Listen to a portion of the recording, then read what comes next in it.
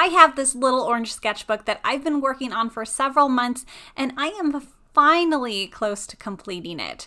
I only have a few pages left, so let's fill in those final pages together and discuss why it's so hard to work through a complete sketchbook. And I have 7 tips for staying productive and actually getting to the end of your sketchbooks too. So for me, the easiest part of sketchbooking is starting one. I'm always picking up new sketchbooks that look super fun and different colors and different types of paper. And starting a new one for me is always the most exciting thing because you're looking at all these blank pages and it's full of possibility. And it's like, this sketchbook is going to be the best sketchbook I've ever had. And so starting them is so easy. And what happens is, for me, I'll get so engrossed in like starting this new sketchbook, but after a while, I will start to kind of lose interest. And there's a shinier, newer sketchbook that comes across my desk. And now I want to start that one. And the old sketchbooks just get tossed in a closet somewhere, and I never actually finish them.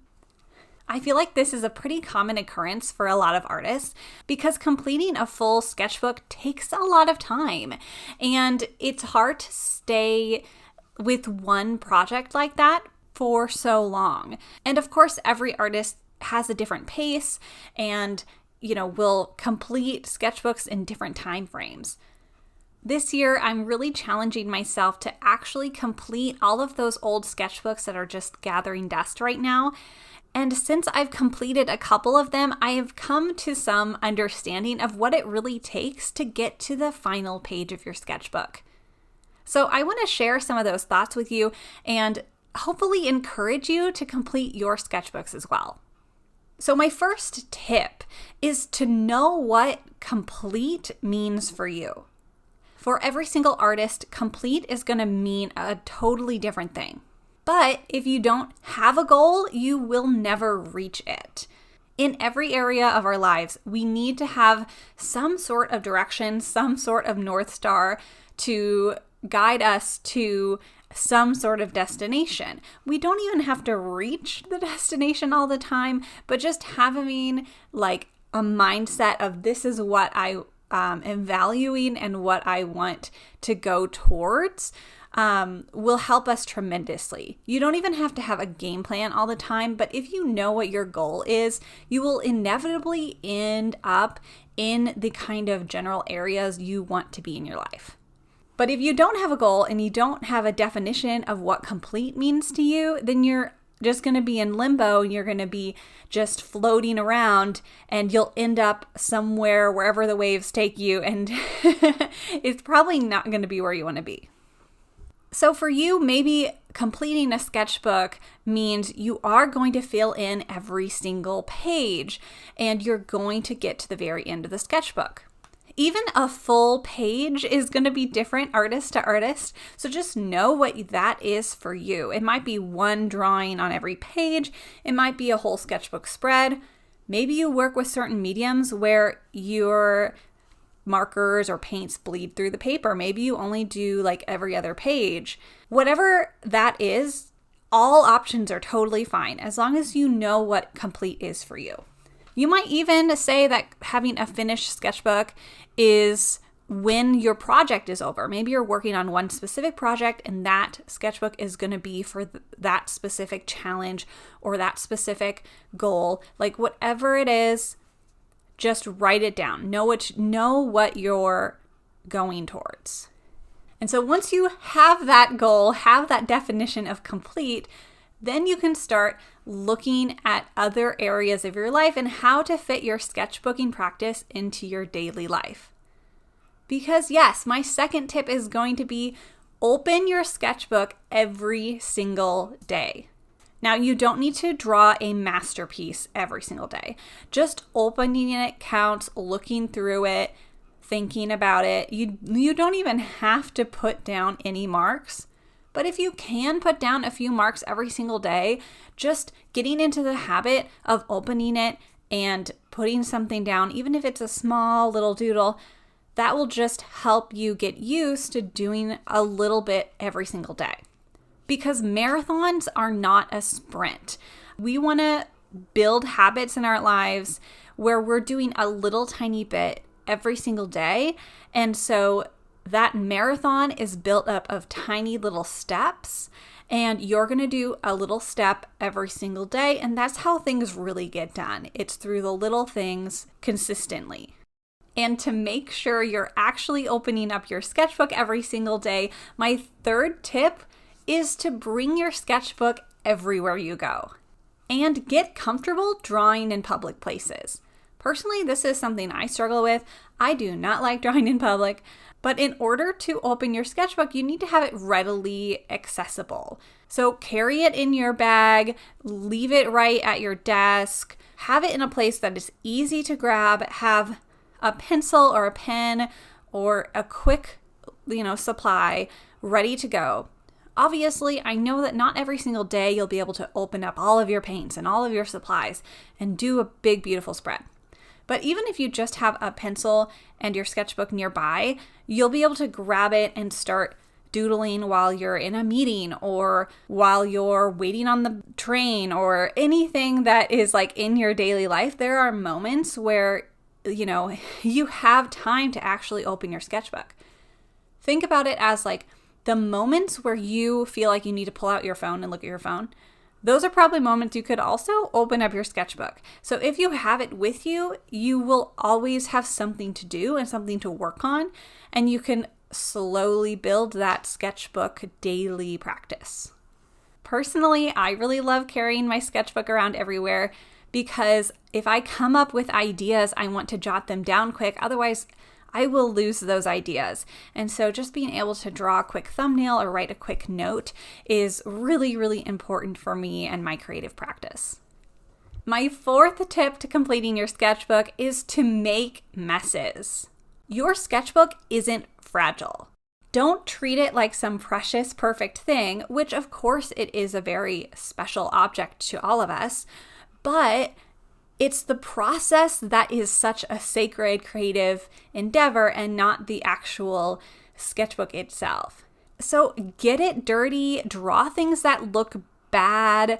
Like if you're afraid to experiment, you're never going to finish it because you're just going to be terrified of every single page having to be perfect. If you're too afraid to put a mark on the page in fear of quote unquote ruining it, then you're never going to make any headway. And you are going to make mistakes, but that is such a huge part of the learning process and the growing process. It's through experimentation, it's through failure that we as creatives can connect different dots and just come up with new ideas.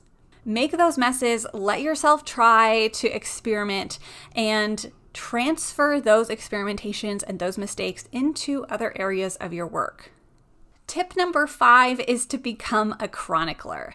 And what I mean by this is become a person who chronicles their daily life and the things that they see and the things that they do. That might mean that you journal or you draw what you see in your life, or maybe you photograph things and draw it later. But using your own life as a reference and an inspiration for your art is going to, again, help you find the things that are already in you and already a part of who you are. And it's so much easier to transfer those things into your art than it is to try to pull inspiration from outside sources. And so through recording your own life, you're going to be able to really bring so much more of yourself into your creative work. Plus, it's our own lives that gives us the most reference material. So you can fill a lot of sketchbook spreads by just becoming more aware of every little thing in your daily life. And then your brain is just going to turn into drawing mode, and you're going to see shapes and you're going to see lines and you're going to see colors in every single moment of your life. And that's the creative muscle that we want your brain to be exercising, so that in everything you do, you suddenly start seeing everything like an artist. Tip number 6 is to let yourself draw easy things.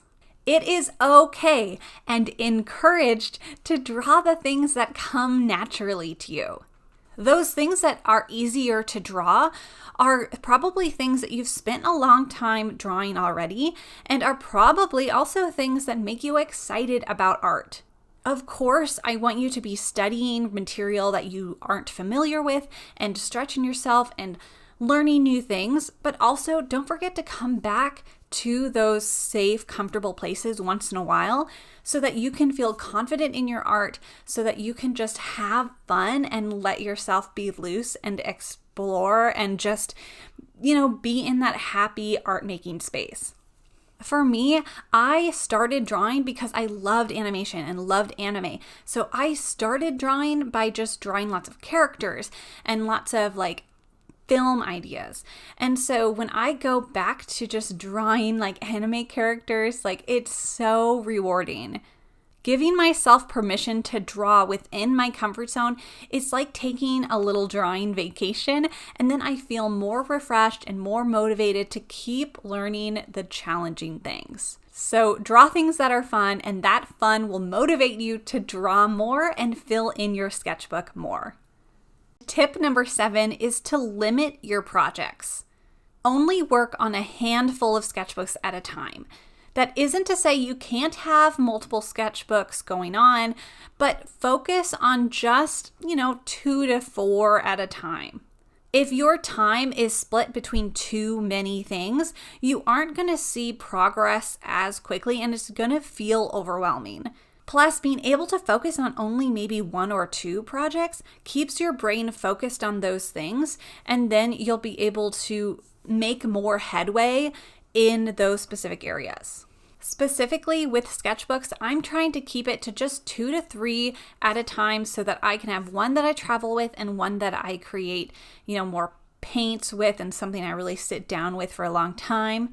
And by doing that, I see a lot faster progress through a sketchbook because I'm not splitting all of my time between several, and then I'm finishing a sketchbook much more quickly.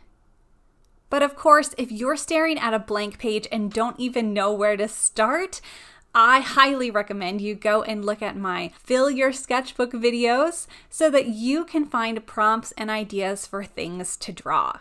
The best of luck to your sketchbook practice, and I hope that this helped you and motivated you. I'm really, really happy with these last final spreads in my sketchbook, and I know you can get to the end of your sketchbook too. So I'll see you in the next video, and until then, happy drawing!